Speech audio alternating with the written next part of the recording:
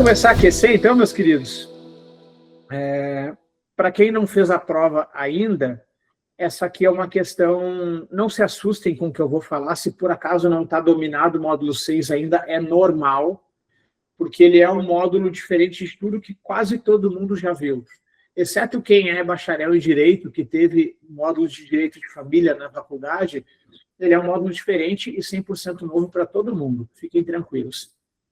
Mas aqui seria uma questão inicial de planejamento sucessório, tá? É daqui para fora, só para conscientizar vocês.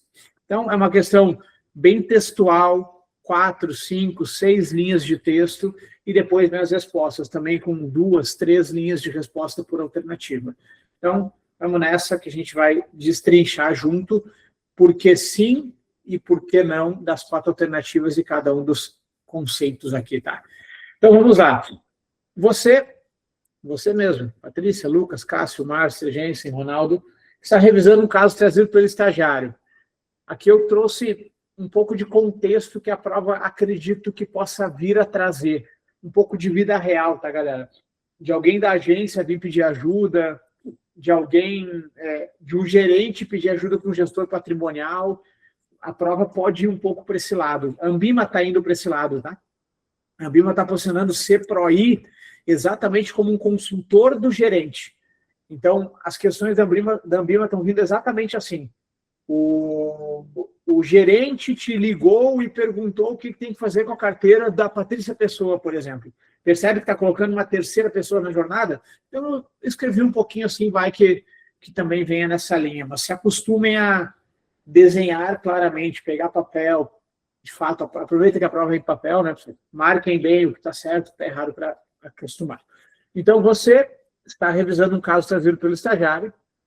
O cliente, percebe que já é outra pessoa. Então, tem que ter muita clareza na leitura, tá?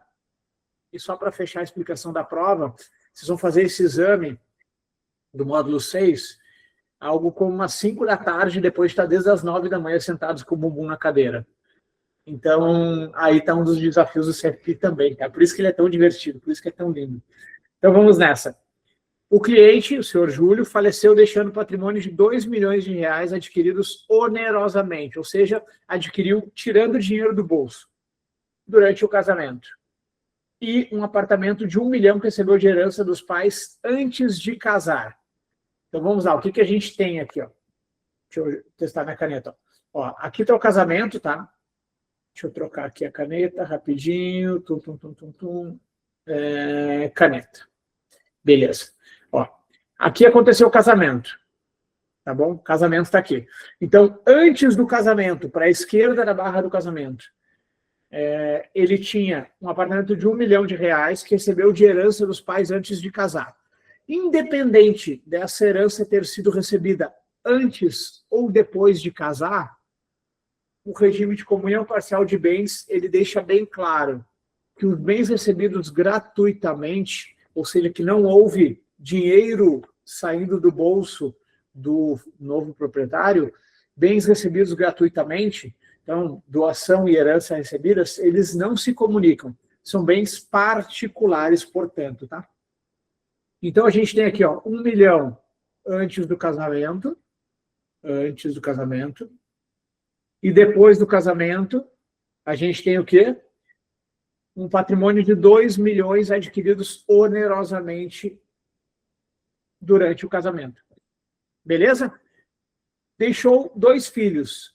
Então, olha, era o senhor Júlio, o cliente, aí F1 e F2, e quem era a esposa dele, a Sinara, né? Beleza. Quem morreu aqui nesse caso, deixa eu trocar de cor. Quem morreu aqui nesse caso, o Júlio. Maravilha, legal. Essa é a estrutura que a prova exige que vocês saibam montar. Se tu ainda não está afiado nisso, fica tranquilo, tem bastante exercício na plataforma, a gente vai trabalhar bastante para pegar esse jeito, tá? O estagiário, tentando impressionar, calculou a parte de Sinara. Você, CFP, deve corrigir o estagiário, pois neste cenário, a Sinara. Então, a gente quer saber dessa cidadã aqui, ó. Vou fazer em azulzinho. A gente quer saber como que essa senhora vai ficar. Regime de comunhão parcial de bens. É o regime legal do Brasil desde o final de 1977. Então, é um regime tradicional. Se tu nada falar em contrário dele, lá no cartório, lá no juiz no cartório civil, tu vai se casar pelo regime de comunhão parcial de bens. O que esse regime significa, galera? O que é anterior ao casamento ou recebido em doação ou herança é considerado bem particular. Vou escrever aqui, ó. Então, tudo isso aqui, ó, é bem particular, e isso aqui, na direita, é bem comum. Bem particular significa que é passível de herança. Então, vai para o meu bloco da herança. Bem comum é aquilo que vai ser meado com o cônjuge sobrevivente. No caso de divórcio, apenas o bem comum é tocado. O bem particular continua porque é bem daquele CPF que continua vivo. Então, divórcio vai olhar somente para o bem comum. Divórcio vai olhar somente para o bem comum de uma relação matrimonial. Vamos nessa, então. O que ele pergunta, galera? Olha só, uma coisa importante. Diferenciem meação de herança.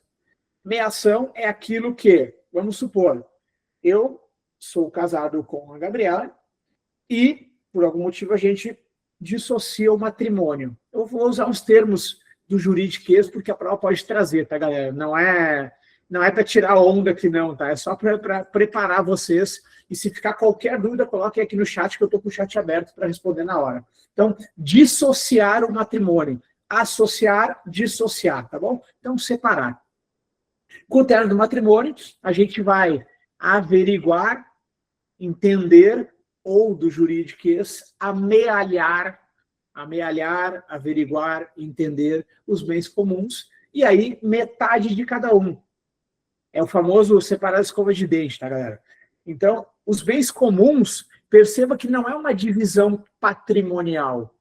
Eu não estou dando nada para ela e ela não está dando nada para mim. Simplesmente eu pegar os bens que a gente, em comunhão, construiu e dividir por 2. Por isso, inclusive, que não tem ITCMD sobre os bens comuns. Por que não tem ITCMD? Porque nada mais é do que o patrimônio nosso se tornando um patrimônio meu e dela. Percebem? Não existe uma transferência patrimonial. É um patrimônio nosso, deixando de ser de 2 e passando a ser de 1 mais 1. Então, tanto no divórcio, quanto no falecimento, quando eu estou olhando para os bens comuns, não tem ITCMD. Porque é simplesmente a meação. Então, aqui o cidadão Júlio faleceu. O que vai acontecer? Eu vou pegar aqui, vou limpar essa tela e vou fazer uma anotação mais completinha. Limpar tudo. Vamos lá. Agora com a minha caneta aqui. Olha.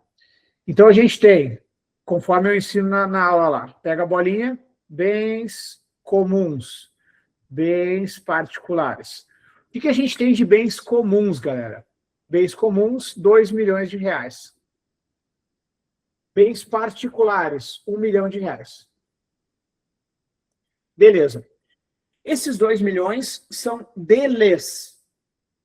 É um bem comum. Nesse caso, o que acontece pelo regime de comunhão parcial é comunhão de tudo que é adquirido depois do casamento. Portanto, a Sinara vai entrar como meeira aqui, ó. Então, a Sinara vai ser meeira de 1 milhão de reais. E a outra metade da meação vai lá para a herança. E aí o seguinte, galera. Onde o cônjuge sobrevivente meou tudo, ele não herda. Então, nessa parte da direita, nessa partezinha aqui, que são os 2 milhões de reais, o cônjuge é meeiro, pega 1 milhão, e os filhos são herdeiros. F1 e F2.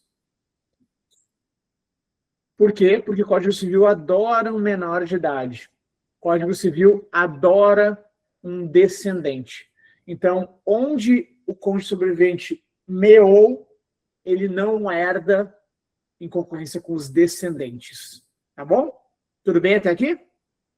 Estão me contando se está tranquilo. Qualquer coisa, ó, na boa, abre o microfone e fala no meu ouvido, ou abre o chat aqui que eu estou de olho nos dois.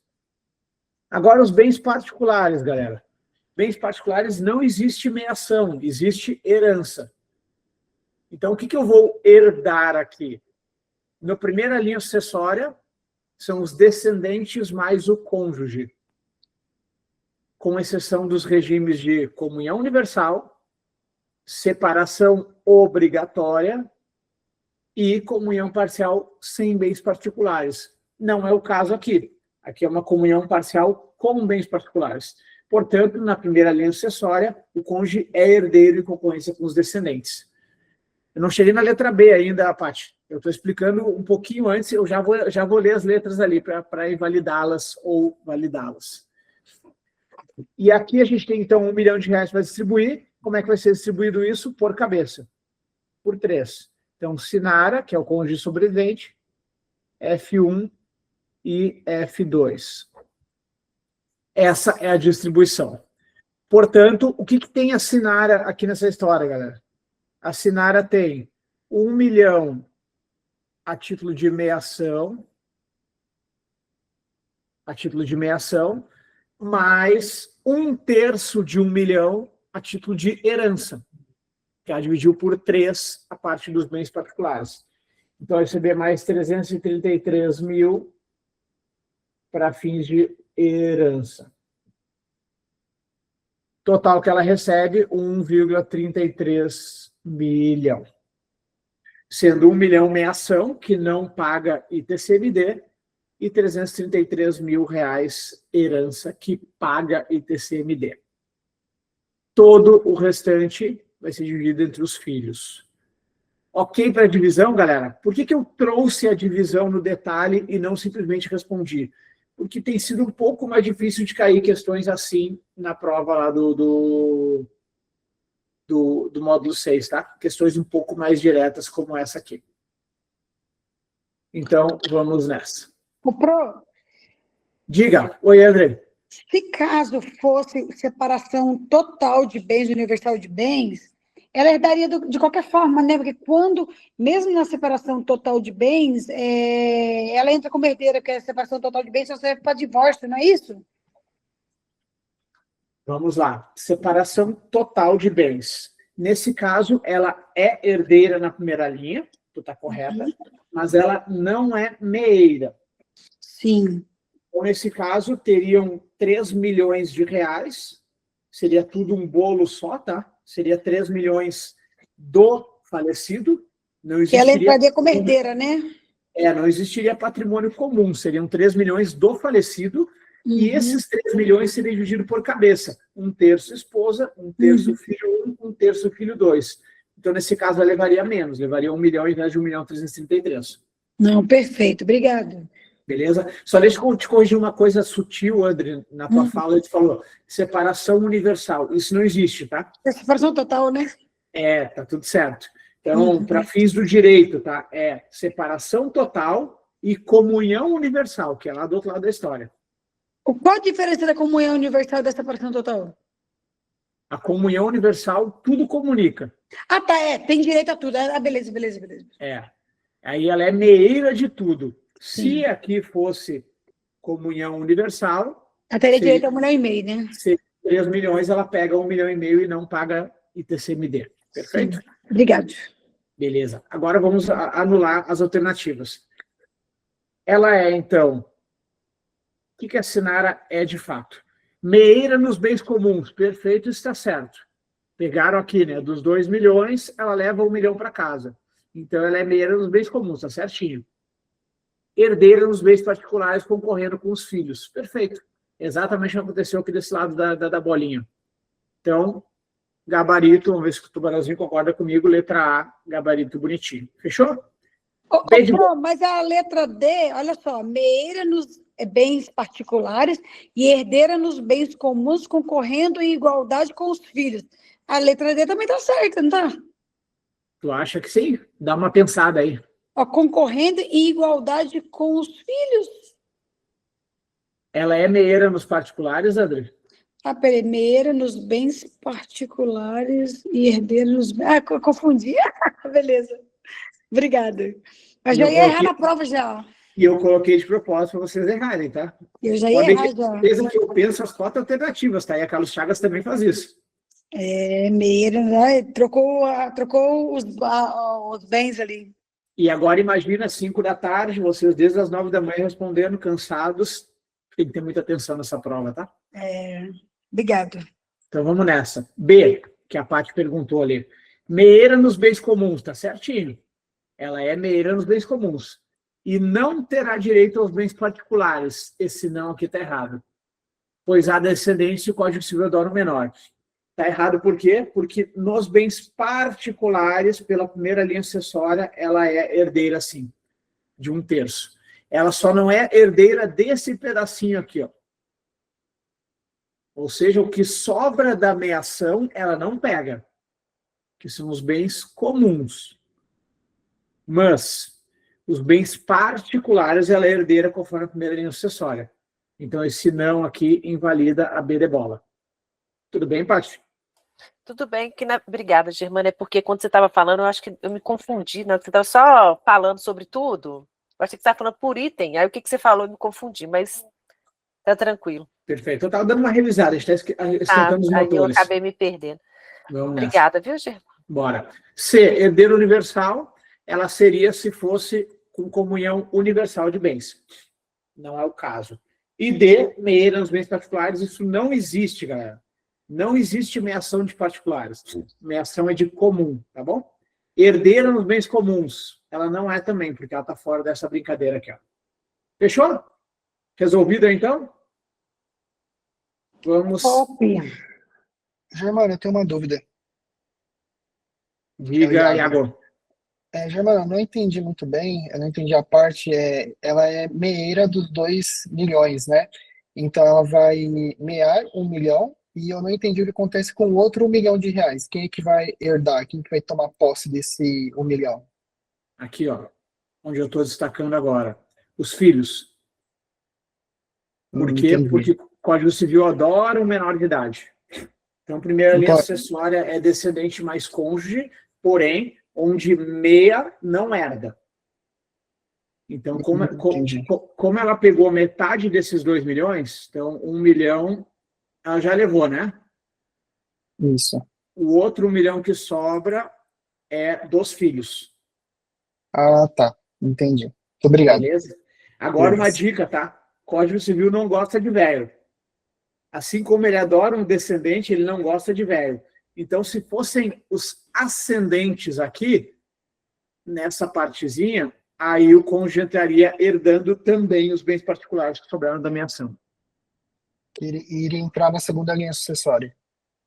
Se fosse a segunda linha, ascendente mais cônjuge, ele entraria aqui, ó. Seriam 3 partes: o cônjuge, o pai e a mãe.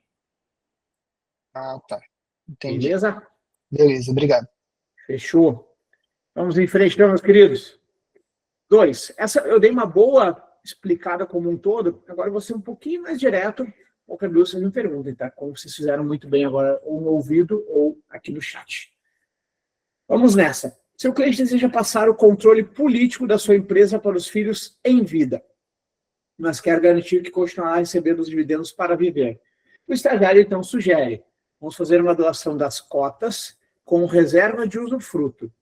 Você, CFP, complementa explicando corretamente a consequência tributária e de governança deste ato.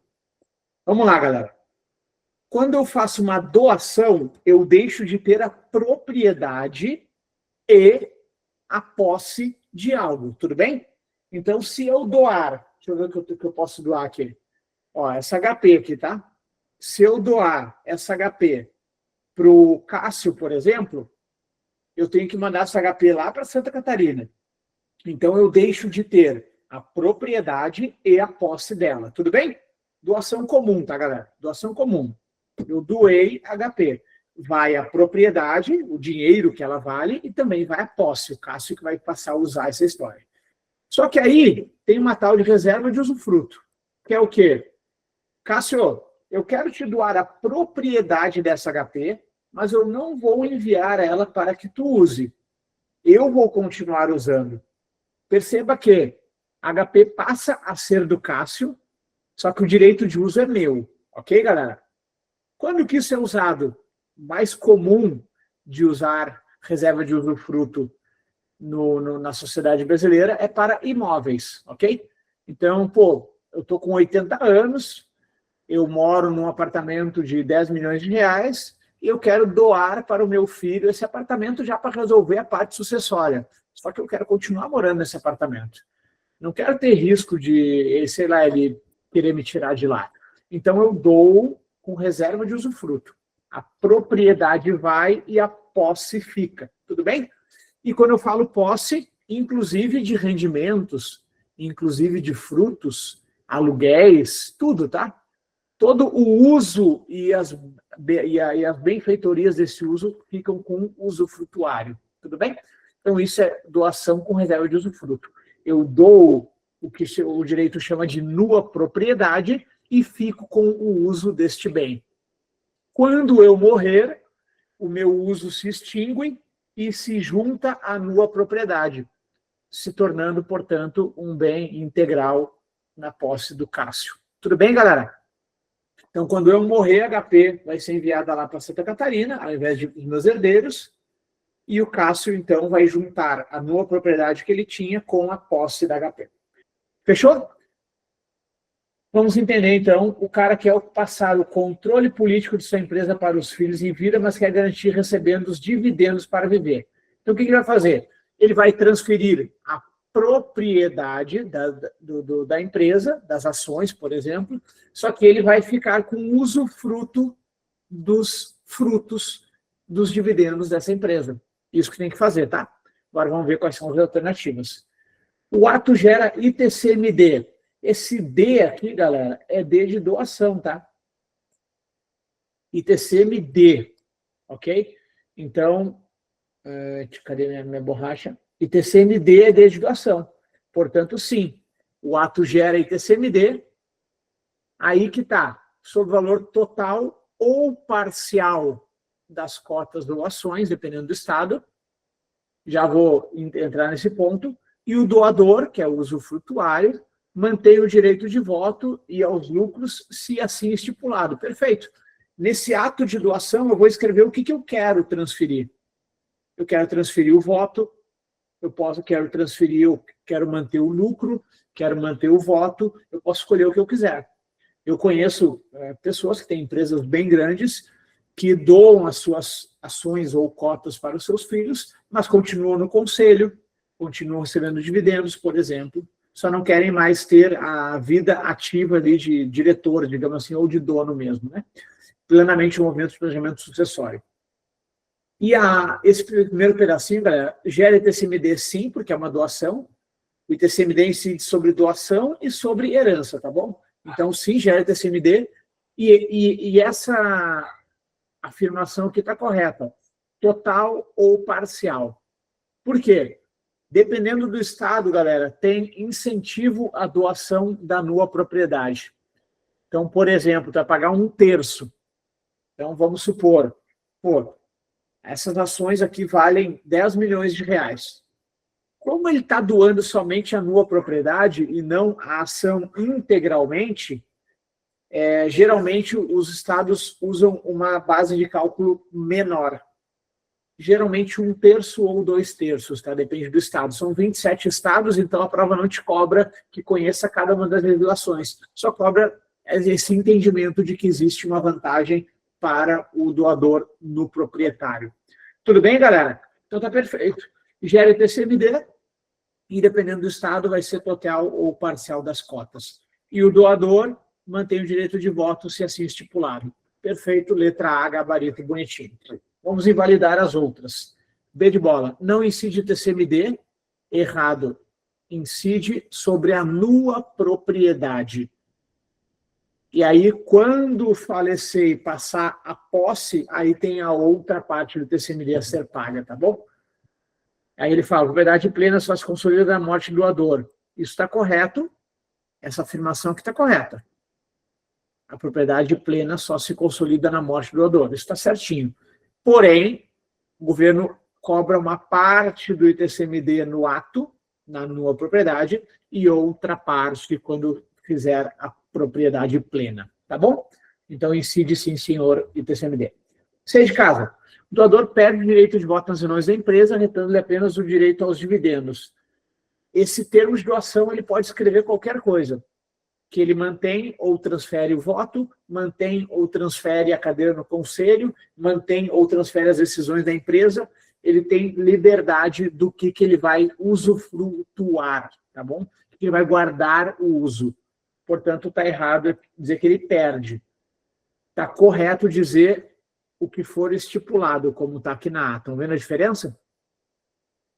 Na ata está escrito, se assim estipulado. Isso está perfeito. Porque tudo que estiver no termo de doação vai ser obedecido. E a C está errada, falando que o doador perde o direito de voto. D de dado. O imposto de renda sobre ganho de capital é isento, pois doação de cotas é sempre feita pelo valor de mercado. Cuidado com as palavras sempre e nunca. A doação pode ser feita pelo valor de mercado ou pode ser feita pelo valor de aquisição, pelo valor patrimonial. Isso quem decide é o doador. Então, nesse caso, se fosse feito a valor de mercado, o que seria? Valor patrimonial, vamos supor, 2 milhões, tá bom? E aí esse patrimônio cresceu e o valor de mercado dessa ação está 10 milhões. O que vai acontecer aqui, galera? Se eu doar a valor de mercado, eu tenho um ganho de capital de 8 milhões, concordam? Saiu de 2 e foi para 10, eu tenho 8 milhões de ganho de capital. Então, no momento que eu doar por 10 milhões, que é o valor de mercado, eu tenho que pagar 15% sobre o ganho de capital. Mas, Germano, tu não colocou 10 milhões no bolso, por que tem que pagar? Porque a Receita Federal exige. Ok? Então, se eu doar algo a um valor maior do que eu adquiri, eu tenho que pagar ganho de capital. Igualzinho como se fosse para venda. Tudo bem? Por isso que muita gente faz o quê? Doa a valor patrimonial. Deixa eu trocar de cor aqui. Ó. Então, se eu doar a valor patrimonial por 2 milhões, por exemplo, e aí percebam que não tem um ganho de capital. Então, não tem o fato gerador de imposto de renda. Vou pagar somente ITCMD, que é obrigatório. Fechado, meus queridos?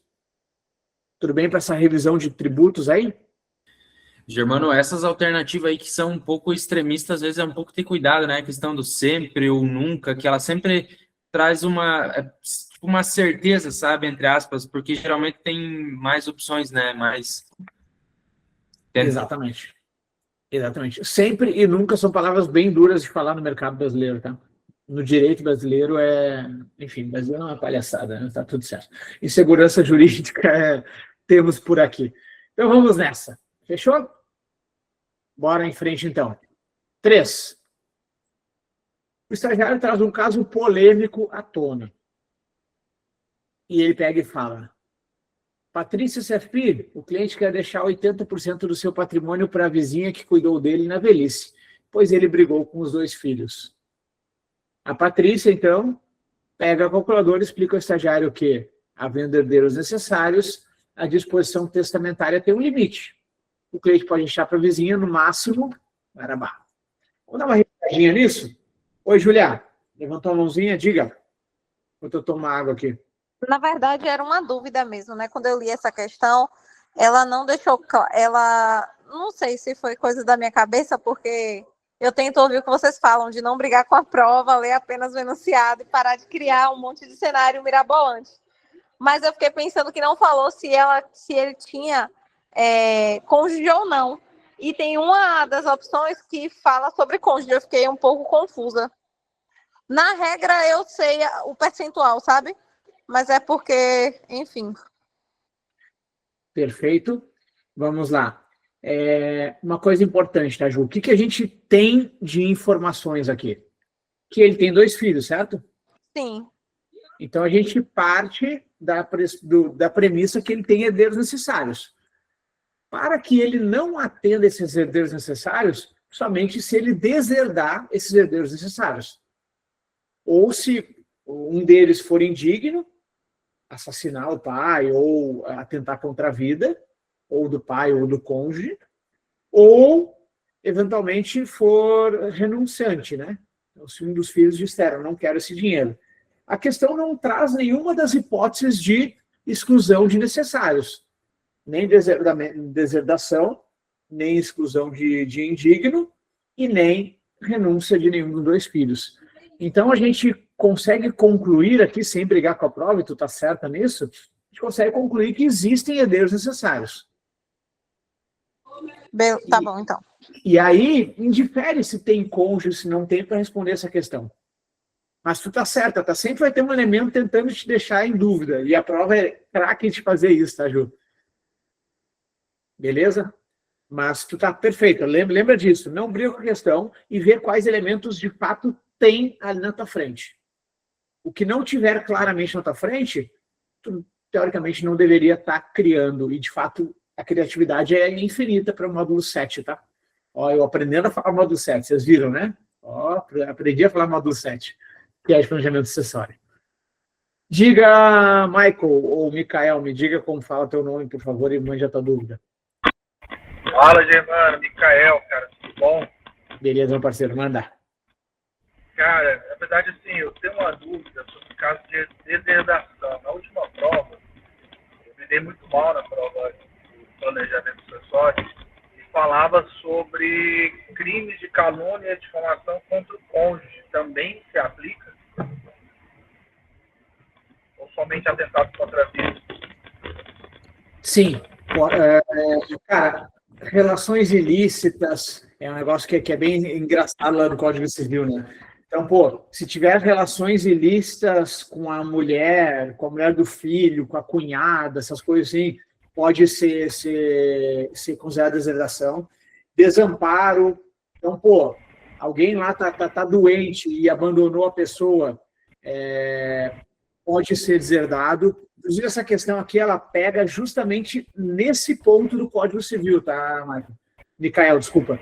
Porque ele fala, ó, a vizinha que cuidou da velhice, mas perceba que isso não é elemento para deserdar. Para deserdar seria, os filhos o abandonaram na doença, aí é elemento. Percebe a diferença? Sim. É sutil, eu sei, é sacanagem, eu sei, mas você sabe que eu faço as questões com fome, né? Então eu preciso pegar vocês no detalhe para deixá-los prontos para o exame. Então, meu parceiro, sim, tu atentar contra a vida do cônjuge é passivo de deserdação, atentar contra a vida do próprio também, naturalmente, né? Tudo que é crime, tá, cara? Cometer o crime, velho, é passivo de deserdação em geral, tá? E aí, além aí ofensa física, injúria, relação ilícita, lembra dessas coisas que daí pega bem o Código Civil lá, tá? Não, maravilha, só falta o sexo, se Deus quiser eu faço essa prova. Bora, vamos nessa. Vai dar show lá, cara. Quem mais está com a mãozinha levantada ali? Obrigado, Mikael, pela pergunta. Márcia, manda, Márcia. Oi, Germano, tudo bem? Não sei se você viu o caso da Suzane von Richthofen, que o tio dela agora morreu e ela vai ter direito à herança também. Ele teria que ter feito o testamento 100% para o irmão dela? Porque você já explicou sobre o caso dos pais dela. Mas agora eu li que o tio, irmão da mãe dela, morreu. E que ela teria também direito a essa herança como sobrinha, que ele não tem filhos. Vamos lá. Esse caso é muito bom, tá, Marcinha? Não só do tio, mas a avó dela parece que gosta dela. Então, e a véia é rica, tá? Então, um dos dilemas que tinham essa avó morrer, percebam que os herdeiros da véia seria o filho dela, né? Só que o filho dela foi morto. Por quê? Pela neta. Então, o dinheiro escoa por direito próprio, na verdade, né? Vai representar o pai pré-morto, né? Morto por ela mesma. Então, é muito louco o caso da Suzane, mas eu vou trazer o que está na letra de lei, tá? O que está no Código Civil. Vida real, eu já debati esse caso com a Dani Russowski, que é a nossa professora lá do MBA, e ela acha que o Ministério Público não vai deixar isso passar barato, tá? Porque é um caso de repercussão nacional. A pessoa só não está lá porque ela mesma. Então, a Dani acha que o Ministério Público não vai deixar ela herdar o dinheiro da véia, tá? Quando ela morrer. Mas, ao pé da lei, ela é indigna na sucessão do pai que ela matou. Da avó, ela não matou a avó, concorda?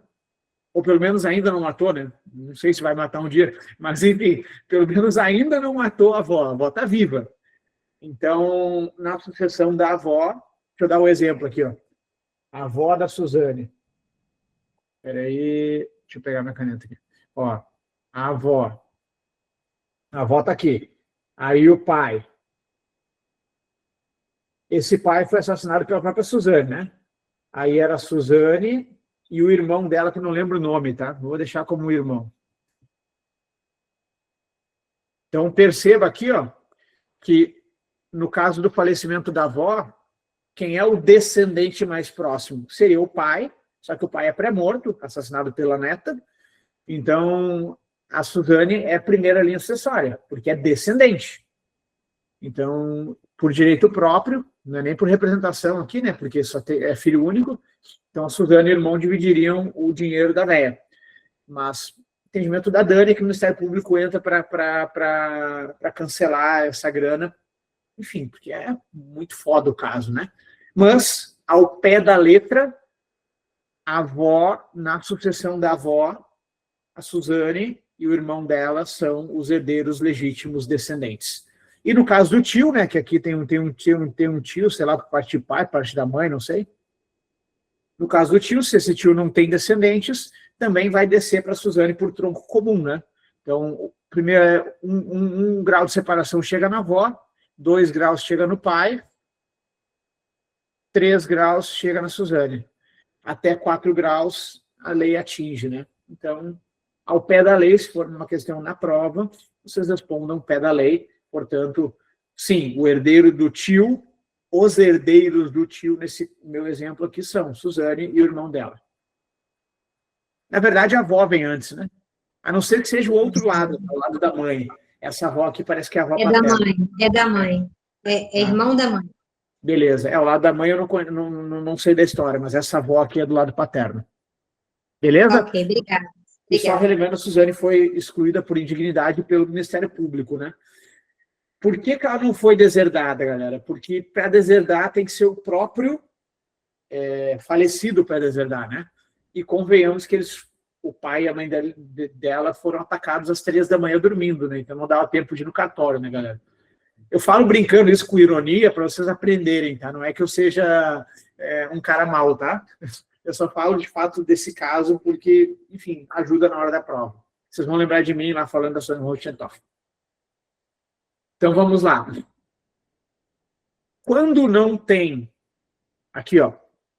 Tenho um herdeiro necessário.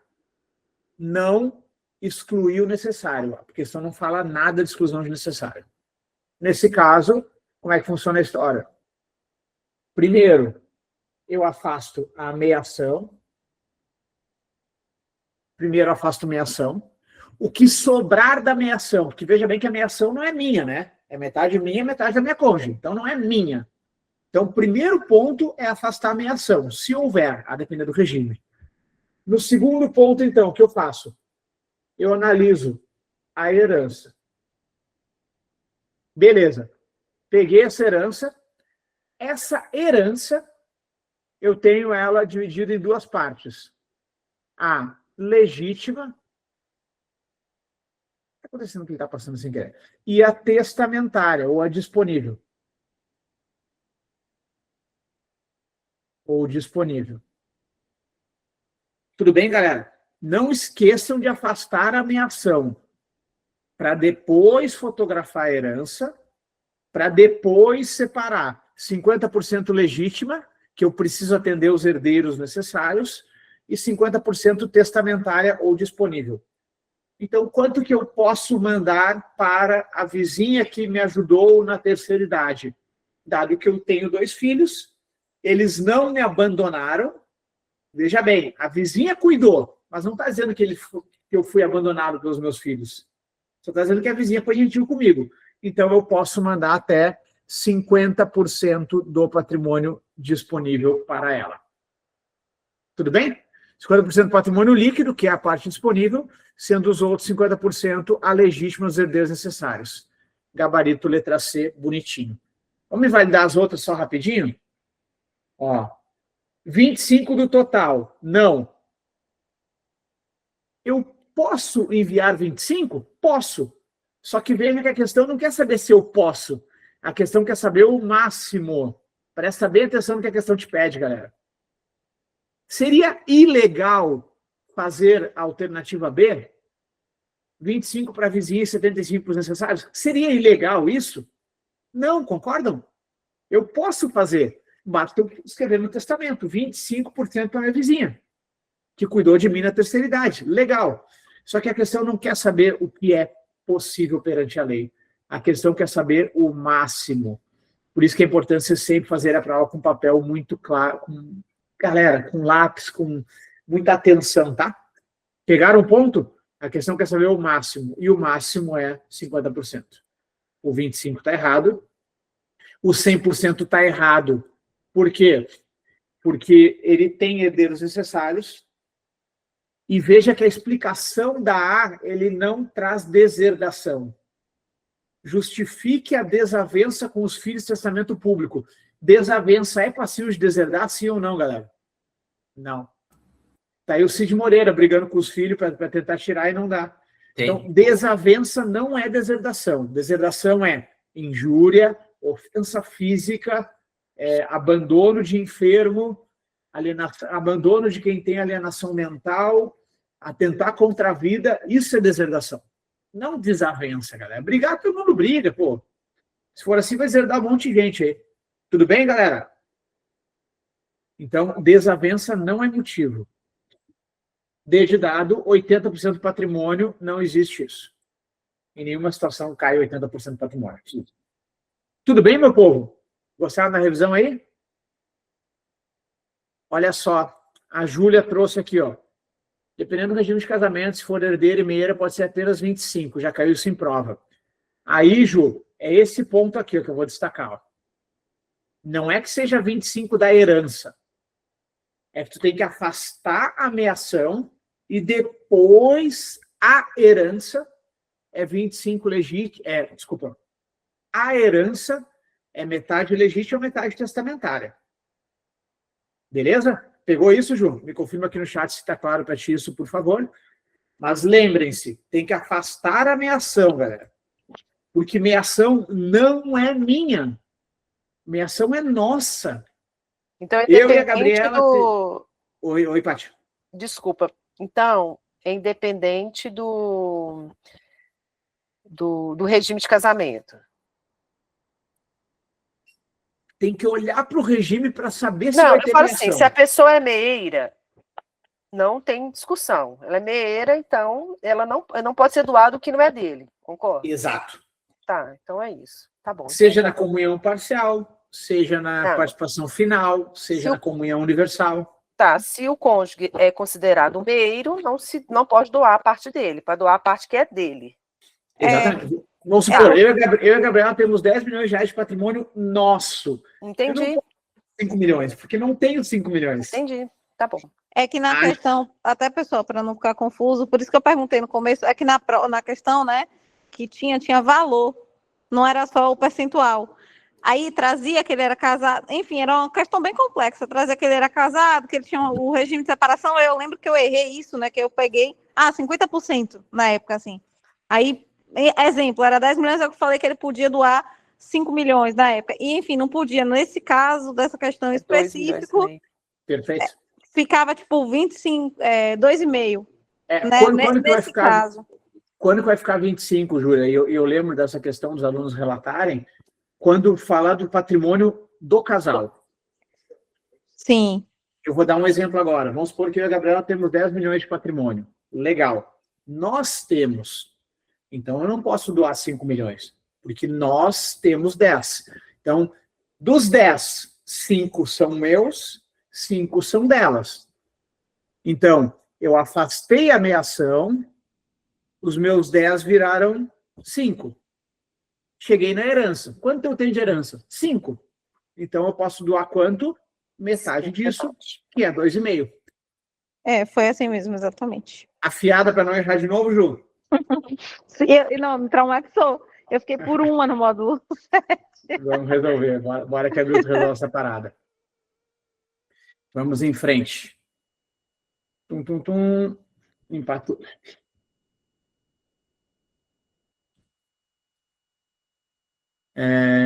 O Marcelo trouxe aqui a parte de mínima, né? Mas isso aí é para herança, tá, Marcelo? Isso aí não é para meação, não. Isso é para herança. Quando a mãe tem todos os filhos comuns com o falecido, ela tem direito à reserva da 4ª parte, ou seja, 25% da herança, tá bom? Isso é para herança, tudo bem? Reserva da 4ª parte na herança que entra. Bora lá. O estagiário está confuso. Aí ele chega falando. Vocês viram que eu mudei um pouquinho o formato de questão, né? Para fazer vocês pensarem mesmo, né? Aí ele chega. Patrícia, o senhor João faleceu. Ele tinha um único imóvel onde morava com a esposa, a dona Maria. O regime era separação total de bens e o imóvel era 100% do senhor João, o falecido, né? Os filhos do João, de outro casamento, querem vender a casa para dividir a herança. Eles podem expulsar a dona Maria? O que a Patrícia responde corretamente? Vamos lá, galera. Direito real de habitação. É para não deixar ninguém ficar no meio da rua. Beleza? Então, o cônjuge sobrevivente, ainda que não tenha a propriedade do bem, o juiz pode determinar a posse daquele bem. E essa posse, normalmente, é vitalícia. Ok? Então, o cônjuge sobrevivente tem a posse do bem que ele reside com a família no momento do falecimento do proprietário, né? A propriedade desse bem vai seguir a herança legítima, tudo certinho. Vai para os filhos, vai para o neto, vai para quem for. Mas a posse fica com quem tem direito real de habitação. Veja bem, direito real de habitar, não de ser dono do imóvel. Perceba a diferença? Então, se vocês forem ver, tem uns leilões da Caixa aí, de vez em quando vem com a cláusula de direito real de habitação. Resumo da ópera, não vale nada esse troço, né? Apartamento de 1 milhão sai por 150 mil, porque tem uma véia lá dentro que não vai sair tão cedo. Isso é direito real de habitação, tá, galera? E a véia pode, inclusive, constituir família, tá? Para algum juiz tirar essa véia lá de dentro, tem que ter muito corajoso. Então, vamos nessa. Brincadeiras à parte, sabe que é tudo para fins didáticos, né? Então, podem expulsar a dona Maria? Essa é a pergunta que vocês têm que responder. Cuidado para não responder a pergunta que a questão não te fez. Às vezes a gente vai procurar as alternativas direto sem saber o que a questão está perguntando. A questão pergunta, pode expulsar a dona Maria? Aí vamos lá. Sim, no regime de separação total, o cônjuge não tem direito sobre bens particulares.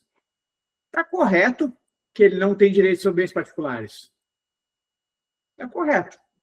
Porém, não, nem está correto, porque ela é herdeira. Então está todo errado isso aqui. Está errado isso aqui. Ela seria herdeira, né? Mas beleza. Então, está errado aqui, porque ela tem direito, ela é herdeira, mas ainda que ela tenha herdeira 10 avos do apartamento, esse sim está errado, porque ela não pode ser expulsa do apartamento se o juiz deu o direito real de habitação, tá bom? Que era o único imóvel onde residia com a esposa. Isso aqui já deixa claro o direito real de habitação. Bem de bola, não, isso está certo.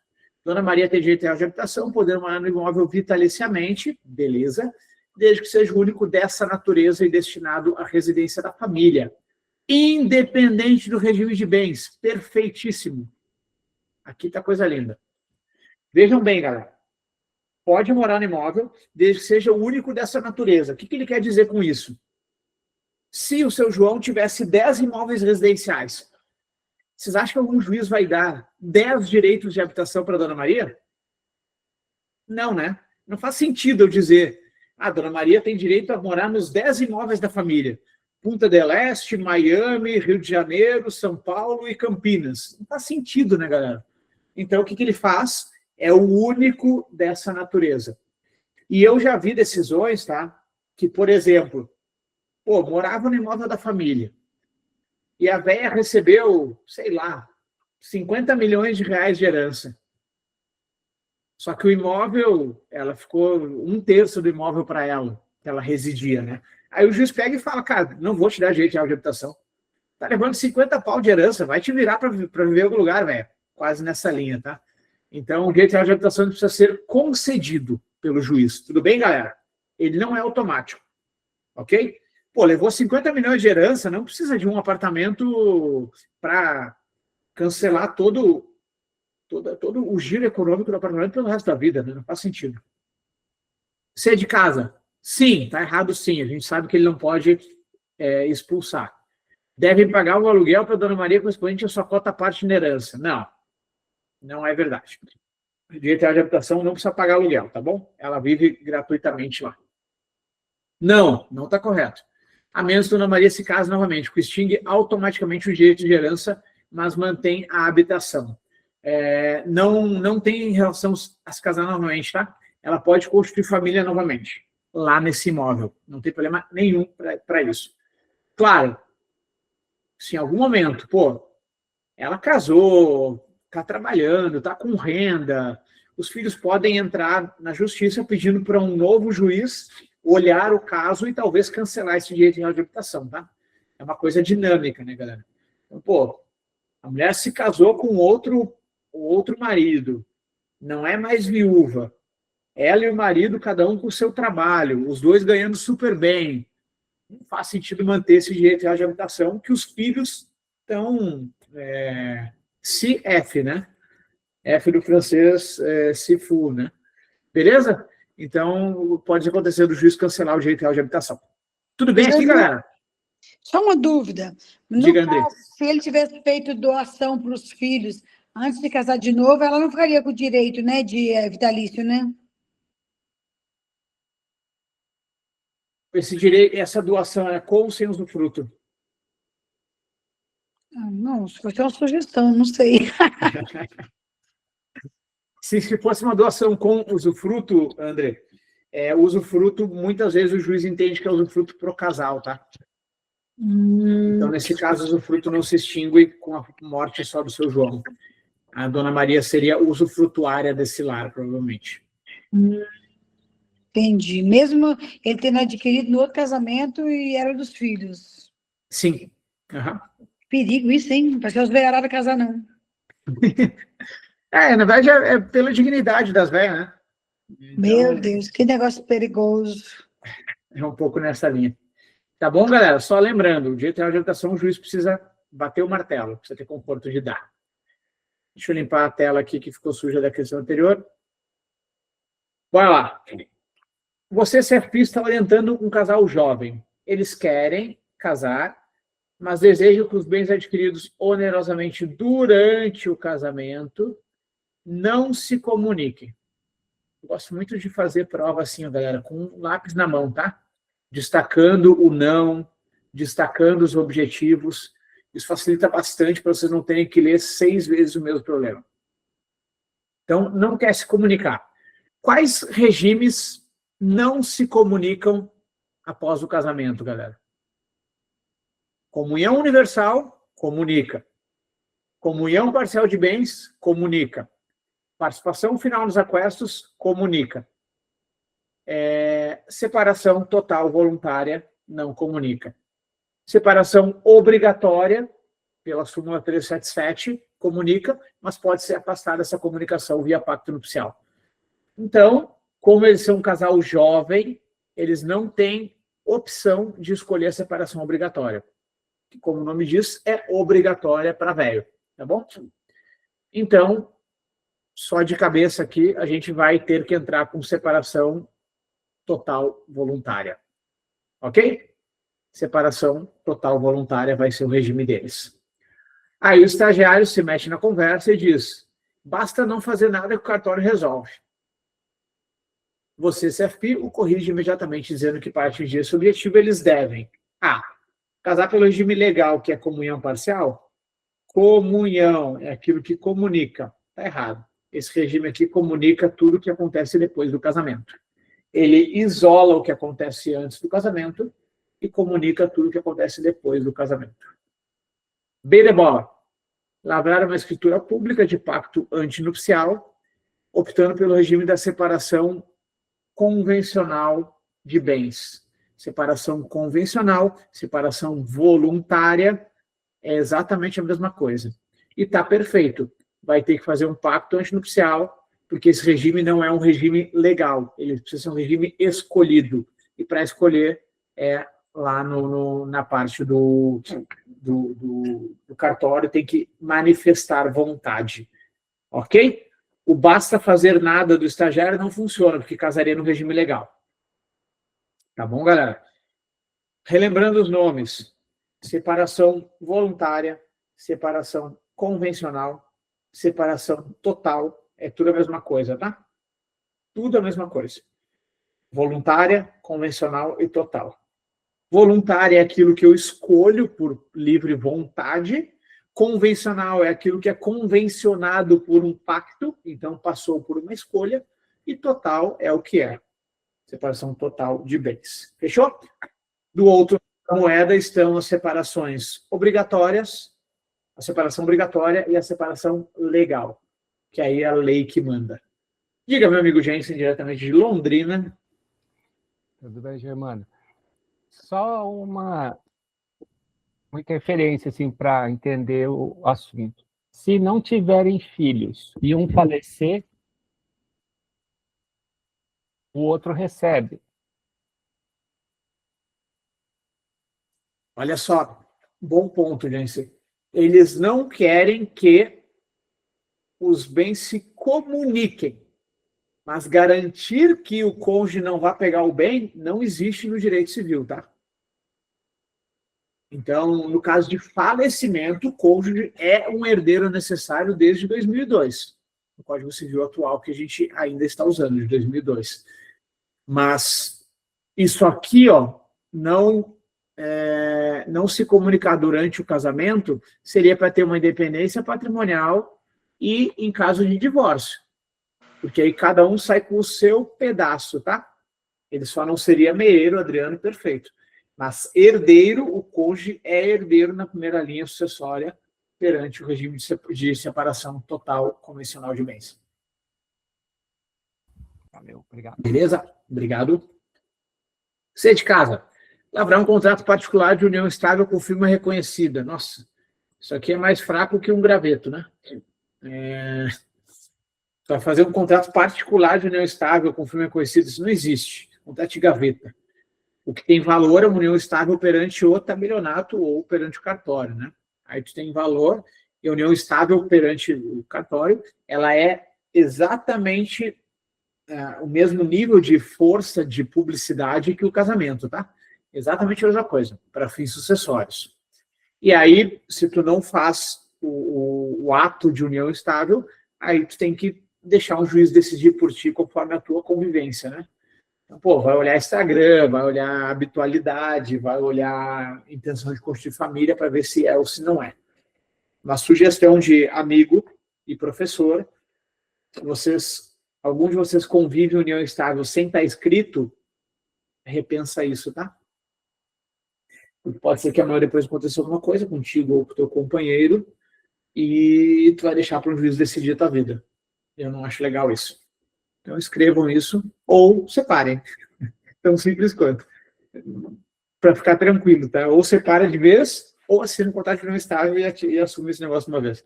Para morrer tranquilo. Eu mato pessoas há 12 anos aqui nessas aulas, tá, galera? E ninguém nunca... E nunca alguém que eu falei morreu. Então eu continuo falando, tá tudo bem. O estagiário já matei quantas vezes? Ele continua aqui conosco, firme e forte. Maravilhoso. Então vamos lá. D. Optar pelo regime de participação final nos aquestos. Vamos lá. Participação final. Primeiro, que ele não dispensa o pacto. Ele precisa de pacto. Esse é o primeiro ponto. Segundo ponto.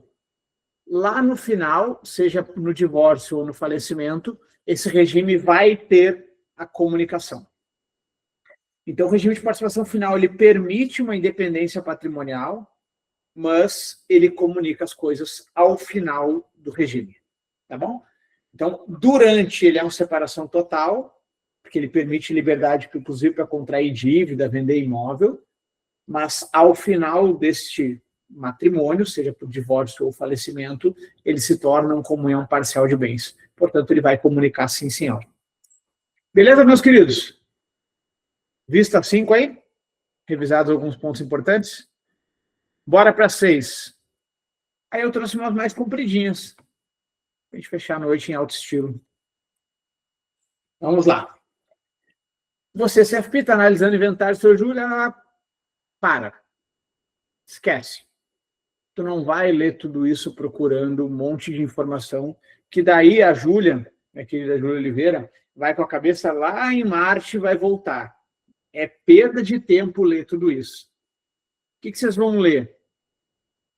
A pergunta. Vocês vão ver aqui, ó. Vocês vão começar de baixo para cima. Porque aí, com o entendimento do que a questão quer de ti, tu vai nos dados para montar esse problema, tá? Então, vamos lá. Você rejeita o cálculo, citando o entendimento do STJ, por causa de filiação híbrida, beleza, correção adequada. Vamos subir um pouquinho mais. Estagiário, apresenta a partilha dos bens, tal. Ou seja, o que ele está ensejando aqui? O que ele está apostando, né? Ele está falando que o Júlio deixou 4 filhos, esse Júlio faleceu, beleza? E ele quer saber o que vai acontecer com esses 4 filhos, sendo que o João é exclusivo do primeiro casamento. Então, o que a gente tem? Vou pegar a canetinha para desenhar aqui. Caneta. Ó, o Júlio, com uma primeira cônjuge que ele tinha, mais X. Aqui tinha o filho João. Tá bom? E com a segunda cônjuge que ele tinha, que era a Sinara, então já vai desenhando. Com a Sinara, ele teve 3 filhos. Pedro, Ana e Bia. Pedro, Ana e Bia. Beleza. Entenderam a dinâmica familiar, galera? Um casamento anterior com um filho. Um casamento atual com 3 filhos. E aí o detalhe é o seguinte. Filho, galera, ouçam bem. Não importa se é legítimo, se é adotivo, se é filho por afinidade, desde que o juiz tenha batido o martelo. Então, criou uma criança nos últimos 15 anos. Uma convivência perfeita de paternidade ali. E o juiz disse que é um filho por afinidade. Esse filho entra igualzinho ao biológico, igualzinho ao adotivo, igualzinho, tá bom? Filho é filho. Descendente, não importa se é do casamento anterior, do atual. Quem morreu? O Júlio. Então, o Júlio é um cara de 4 filhos, ponto. O único lugar que vai entrar aquela história de irmãos germanos, que o Marcelo trouxe ali, que é todos os irmãos do mesmo pai e da mesma mãe, o único lugar que vai entrar isso é para a reserva da 4ª parte, que tem uma reserva mínima de 25%, quando tem todos os filhos comuns do falecido e do sobrevivente. Porque aí sim tem direito a 25% de 4ª parte. Ok? Beleza? Revisado isso? Filho é filho, galera. Adotivo, de um lado só, antes do casamento, depois do casamento, velho, novo, não importa. Filho é filho, coloca tudo no mesmo balde. Então vamos lá. O que ele nos trouxe aqui, né, de entendimento? Perceba que tem um monte de dinheiro na mesa. 10 milhões em bens, 2 milhões... Só que a questão não fala de dividir dinheiro, galera. Então, por isso que eu digo sempre, não sai resolvendo a questão antes de saber o que ela quer de ti. Porque senão vai perder tempo dividindo esse patrimônio aqui. E tempo é importante lá na prova. Tá bom? Então, esse dinheiro risca. O que ela quer saber? Se, na sucessão híbrida, a reserva da 4ª parte para o cônjuge sobrevivente não se aplica, ou se ela se aplica. É essa a questão. Vamos lá. Pensa comigo. Se, e somente se. Olha só, vem aqui para a tela. Vou trocar de cor, fazer um verdinho. Percebam que esse cidadão, o Júlio, ele tem cônjuge mais os 4 filhos, ok? Portanto, são 5 herdeiros, todos que eu destaquei em verde. A ex-esposa não é herdeira, tá? Acabou o casamento, já era, não é herdeira. O filho do primeiro casamento é. Então, são 5 herdeiros. Se eu der a reserva da 4ª parte para a Sinara, pensem comigo, vamos lá, vamos pensar. Esquece lei, esquece exercício. Se eu reservar 25% para a Sinara, vocês acham justo com o João, galera? Que não vai ver esse dinheiro lá na frente porque ele não é filho da Sinara? Concordam que é injusto eu dar 25% para a Sinara? Porque o João vai ficar com menos quando ela morrer? Conseguem enxergar isso? Me digam se sim ou se não é isso. Se eu der 25% para a Sinara, o que vai acontecer? Eu vou tirar dinheiro do João. Porque o João é filho da mãe X e não filho da Sinara. E por que a reserva da 4ª parte existe, galera? Para garantir a sobrevivência da mãe, que afinal de contas colocou tanto filho no mundo, da mãe ou do pai, tá? Tanto faz, é do cônjuge sobrevivente.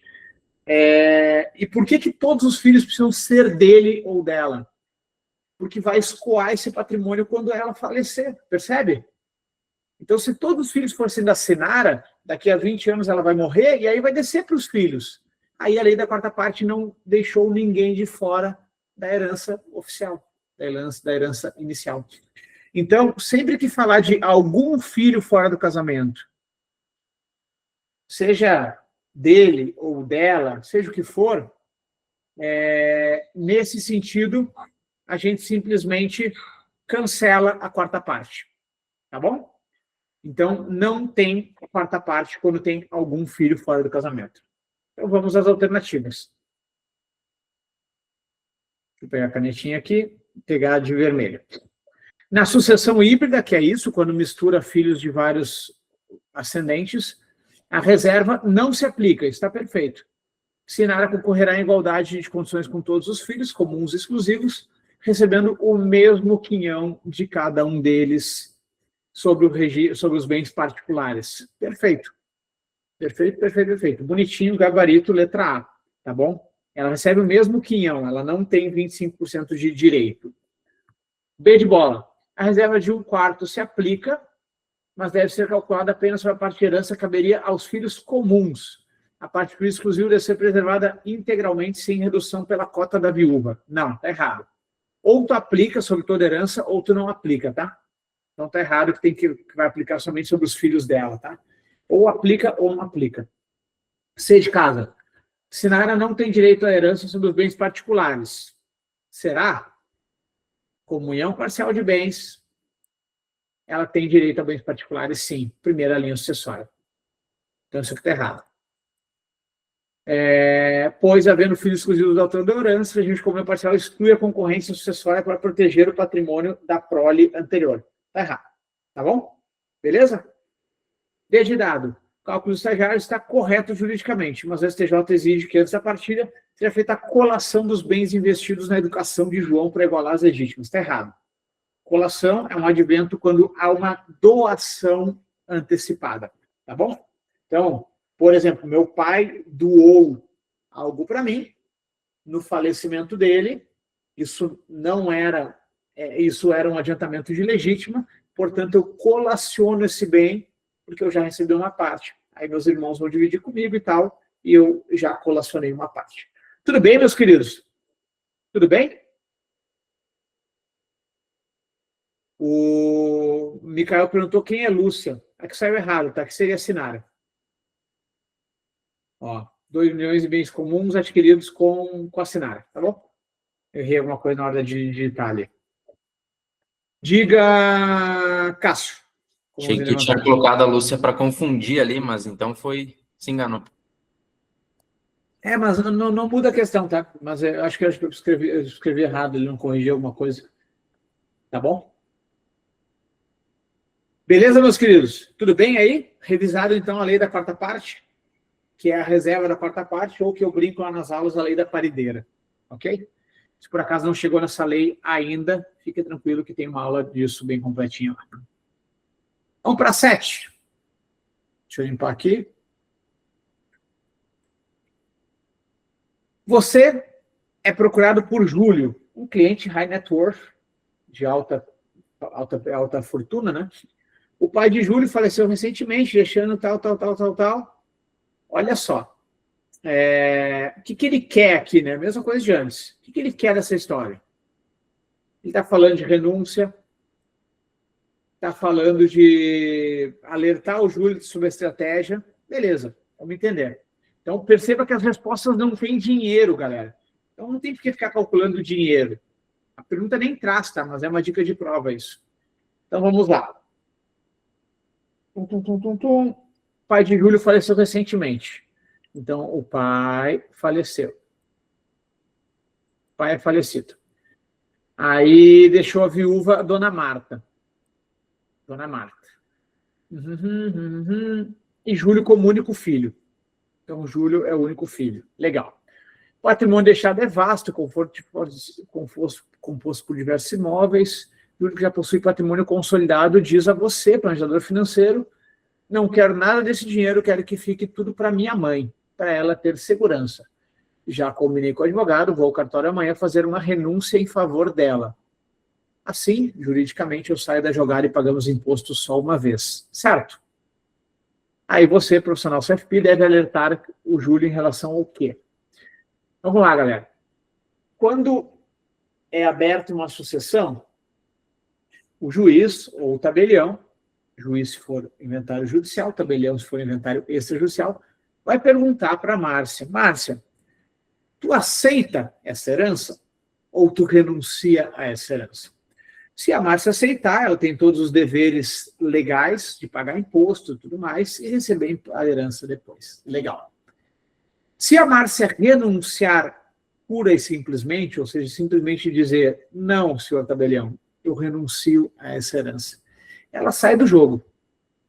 E, nesse caso, a herança vai para o monte todo, para quem for herdeiro além da Márcia. Isso é renunciar, tá bom? Abdicar, abrir mão da herança. Portanto, ela não é mais sujeito devedor de tributo, porque ela abriu mão. Legal. Agora, se a Márcia quiser ter voz nesse processo sucessório, ela não pode renunciar pura e simplesmente, porque aí ela sai do jogo. Então, o que acontece? Existe a cessão de direitos hereditários, cessão do ato de ceder, né? Que é também conhecida popularmente como renúncia translativa. Basicamente funciona como? A Márcia diz assim, ó, senhor tabelião, eu quero essa herança. Então ela aceita. Só que eu vou direcioná-la para minha mãe. Perceba que tem dois movimentos, o aceitar e o direcionar. Nesse momento, tem o que o mercado chama de 2 vezes ITCMD. Ou 2 tributações, né? Uma por aceitar a herança e outra por direcionar para a mãe dela. Beleza, galera? Então, são 2 atos, é aceitar e direcionar. No mesmo inventário, ele está tudo certo, mas cobra 2 ITCMD. Então, está errado o Júlio falar que vai pagar imposto só uma vez. Ok?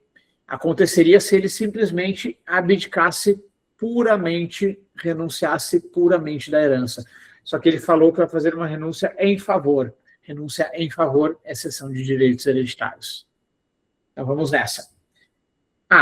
Renúncia em favor de uma pessoa específica ocorre fato gerador de 2 impostos. O ITCMD causa mortes do pai para o Júlio e o ITCMD doação do Júlio para a mãe, caracterizando isso aqui que eu escrevi para vocês, que é o 2 vezes ITCMD. Gabarito letra A de aprovado no CFP. Beleza, a renúncia em favor da mãe é válida e isenta, mas Júlio perderá o direito de atuar como inventariante, que pode travar a gestão dos imóveis durante o processo. Não é isenta, tá, galera? Porque ele vai renunciar em favor. Então, uma renúncia translativa cobra 2 ITCMD. C de casa. A legislação proíbe a renúncia em favor de ascendentes quando há descendentes vivos, tornando o ato nulo e obrigando o Júlio a aceitar a herança integralmente. ninguém é obrigado a aceitar nada, tá, galera? Todo mundo tem o direito de abrir mão da herança, certo? Para quem que vai se todo mundo renunciar? Vai para o governo, no fim do dia. Mas todo mundo tem o direito de recusar a herança, tá? Desde dado, ao fazer renúncia translativa, Júlio estará isento do TCMD, tá errado. Mas Dona Marta terá que pagar ganho de capital de 15% do valor de mercado dos imóveis recebidos, o que é mais caro que o imposto sobre herança. A Dona Marta não paga ganho de capital de forma alguma. Quem paga é o espólio, tá bom? Você vai pagar imposto de renda se for passado por um valor maior do que o custo de aquisição. Tudo bem, meus queridos? Essa um pouquinho mais complicadinha aí, mais longa, mas espero ter ficado claro. Diga, Micael, e só para dosar a expectativa de vocês, a gente tem mais uma questão e terminamos, tá? É a oitava, é a última. Diga, Micael.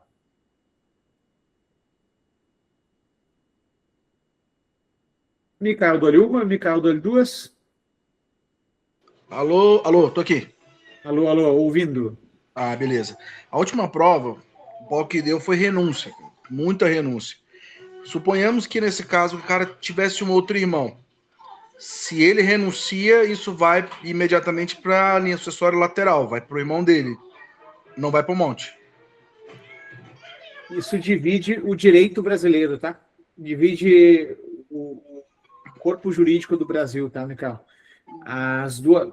O Código Civil fala que beneficia a mesma classe, mas na mesma linha de justiça e injustiça, beneficiar a mesma classe, cara, pô, tu vai deixar pro irmão ao invés da mãe. O Código Civil não gosta muito disso, tá? Então, no fim do dia, as decisões mais recentes têm ido mais para a linha de monte, tá, Micael? Não, beleza. Eu sempre, e a prova caiu muito isso. Um renunciava em favor do monte, outro renunciava em favor da mãe e outra renúncia simples. Renúncia simples acaba indo para o monte hoje no entendimento legal jurídico. Renunciar a favor do monte é o próprio grupo todo ali, né? E renunciar em favor de, aí é a dupla tributação de TCMD. Então, vamos lá, só para limpar aqui a dúvida. Renunciei em favor do monte. Esse quinhão que era de direito desse descendente, eu divido entre os herdeiros necessários. Exato. Tá. E que, inclusive, isso resolveria esse problema aqui, tá? Se ele simplesmente, como ele é filho único, se ele fizesse uma renúncia simples, a primeira linha é descendente mais cônjuge. Não acharia, porque ele é renunciante, né? A segunda linha é ascendente mais cônjuge. Aí poderia vir algum avô aqui, tá? Mas a questão não cita, né? Mas, enfim, a terceira linha é o próprio cônjuge. Então, talvez resolveria esse problema simplesmente renunciando pura simplesmente. Maravilha. Beleza? Vamos para a última, galera. Mais uns minutinhos a gente mata essa parada de hoje. E sugestão, olha só. É possível que vocês tenham ficado com alguns pontos assim de, putz, não tem total segurança aqui, tá tudo bem. A gente está em fevereiro, o exame é lá no final de abril. Então, sugestão, tá? Deixem passar uma semaninha, peguem o PDF que eu mandei no grupo e façam esses exercícios na mão mesmo. E se tiver alguma dúvida, a questão já vai estar na plataforma que o nosso querido estagiário, ele fatia esse laboratório e lança questões também, tá? Vamos nessa. Você, CFP, atende Carlos, um executivo de 60 anos, tal. Olha o tamanho da questão, galera. Mesma coisa. Se renunciar, o que acontecerá com a parte dele? Beleza? O PC entendeu o que ele quer. Nas questões não tem número, então não vou ficar fazendo conta. Por mais que tenha um monte de número lá no enunciado, eu não vou ficar fazendo conta à toa. Vamos lá. Premissa legal de Carlos. Já entendi, o Carlos está querendo renunciar a alguma coisa e tal. Vamos entender agora o jogo. Percebe que essa primeira lida rápida, ela me ajuda a procurar os elementos na questão? E isso é a melhor forma de fazer esse exame, podem ter certeza, tá? Então, atende Carlos, executivo. O pai dele, senhor Hélio, faleceu viúvo na semana passada. Então, é o Carlos, o Hélio, aqui não tem ninguém, e o Hélio faleceu. Vou pintar o Hélio de amarelo. O Hélio faleceu. Legal. O senhor Hélio deixou apenas 2 filhos vivos, Carlos e seu irmão Beto. Tem um irmão aqui do ladinho, então. Vamos desenhar o Beto. Carlos e Beto. Tá bom? Ambos são filhos aqui do... Deixa eu melhorar um pouquinho essa área aqui, que não está no padrão que eu costumo fazer para não confundi-los. Caneta. Então, o senhor Hélio mais a esposa X, que é pré-morta, ok? Deixaram 2 filhos, o Carlos e o Beto. Carlos tem 3 filhos adultos, que são netos do Hélio. Então, 3 filhos aqui embaixo do Carlos. Beto não tem filhos. Carlos apresenta a você o seguinte plano: minha vida financeira está resolvida, mas a dos meus filhos não. Meu irmão Beto precisa do dinheiro. Então ele vai ficar com a parte dele, mas eu vou renunciar à minha. A minha ideia é que eu, saindo da frente, meus 50% passem direto para os meus 3 filhos por direito de representação. Evitando que eu passe pela minha conta e entre em inventário futuro. Então a ideia do Carlos é ele entrar com uma renúncia aqui. Uma renúncia, não falou renúncia em favor de ninguém, tá? Ele quer renunciar e ele acredita que os filhos subirão por representação. Tudo bem, galera? Entendido aí o problema? Vamos lá. Se ele renunciar, o que acontecerá com a parte dele, com os 50% que ele tem direito?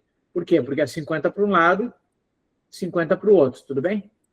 Cada um tem 50% da herança do senhor Hélio. A parte dele será dividida igualmente entre os 3 filhos de Carlos, pois na sucessão legítima os netos herdam por estirpe, que é a mesma coisa que representação, tá? Quando o pai renuncia. Será? O renunciante, ele cancela o direito de representação. Porque o renunciante, ele o faz de livre arbítrio. Olha que bonito isso, né? O direito é lindo, né? O renunciante, ele o faz de livre arbítrio. Diferente da Suzane, que cravou uma faca no peito, diferente de qualquer outra coisa, tá? O renunciante, ele decide renunciar. Então, ele se responsabiliza pelos pintinhos dele. Ele pega a galinha, abre as asas, bota os pintinhos embaixo da asa e sai de campo. Tudo bem? Então, quando eu renuncio, eu levo junto os meus filhos. Portanto, se o Carlos renunciar, vai tudo para o lado do Beto. Então está errado dizer que vai ser dividido igualmente. Está errado dizer que vai herdar por estirpe, que seria herdar por representação. B de bola. Será crescida inteiramente a parte do irmão Beto, que ficará com 100% da herança. Os filhos do Carlos não receberão nada. Perfeito. Gabarito, letra B de bola. C. A renúncia é considerada inválida se prejudicar os herdeiros necessários, que são os filhos de Carlos, sendo anulada pelo juiz para garantir a legítima dos netos. Não. Repito a minha frase bonita de antes. O renunciante o faz por livre arbítrio. Portanto, ele decide tirar os filhos da jogada. Então, o juiz não pode anular. Quem é responsável pelo sustento dos filhos é o Carlos. E se ele decidir renunciar, tá tudo bem, o juiz acata isso. O Beto vai sair feliz da história, nessa história. Então não vai ser anulada. E os netos, eles nem têm essa primeira legítima, digamos assim, né? Então, os herdeiros legítimos são Carlos e Beto, nesse caso. D de dado, a parte dele irá para os netos, mas eles terão que pagar ITCMD dobrado, pois pularam uma geração na cadeia sucessória. Isso aconteceria se e somente se tivesse uma renúncia translativa, certo? Uma renúncia em favor dos filhos. Aí sim iria para os netos e teriam o ITCMD dobrado. Mas a questão não fala isso. A questão fala de renúncia pura e simples. Beleza, meus queridos? Diga, Cássio, com a mãozinha levantada. Germano, eu ia falar isso que tu disse por último agora. A única forma de ir para os filhos do Carlos seria se ele aceitasse e fizesse a doação. Daí ele pagaria ITCMD dobrado e iria para os filhos. E outra forma seria caso ele falecesse, daí iria por direito de representação, é isso? Se ele fosse pré-morto, indigno ou deserdado, aí iria para os filhos. Fechou. Olha que loucura, né? Se ele pegasse uma faca e cravasse no peito do pai, os netos, os filhos dele receberiam. Pegaram aqui a analogia, galera? Por quê? Porque ele seria declarado indigno, e o indigno, ele simplesmente perde a herança. Mas os filhos não têm culpa da maluquice do pai. Então, os netos herdariam por representação. O único instituto que cancela o direito de representação, ou a sucessão por estirpe, que é a mesma coisa, é a renúncia, tá bom? Porque o renunciante o faz de livre-arbítrio. Beleza, meus queridos?